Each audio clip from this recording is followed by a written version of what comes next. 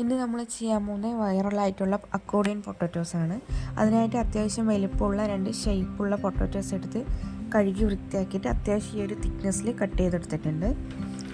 Cut ചെയ്ത potatoes square വെച്ച് 2 സൈഡും സെക്യൂർ ചെയ്ത് ഹൊറിസോണ്ടലി കട്ട് ചെയ്തെടുക്കുന്നുണ്ട്.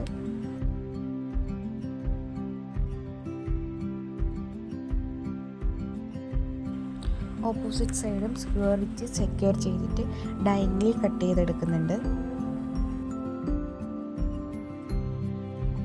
കട്ട് ചെയ്ത പൊട്ടറ്റോസ് ഇതുപോലെ ഫ്ലെക്സിബിൾ ആയിട്ടുണ്ടാവും, കാണാൻ നല്ല രസമാണ്. കട്ട് ചെയ്ത പൊട്ടറ്റോസ് നല്ലോണം കഴുകി അത് ഡ്രൈ ആക്കി എടുക്കുന്നുണ്ട്.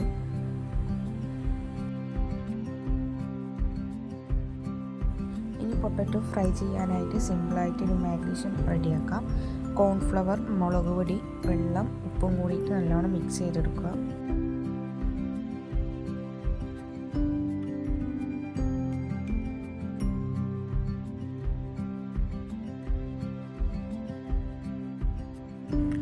പൊട്ടറ്റോ നല്ലോണം മാഗ്നേറ്റ് ചെയ്ത് ഡീപ്പ് ഫ്രൈ ചെയ്തെടുക്കാം.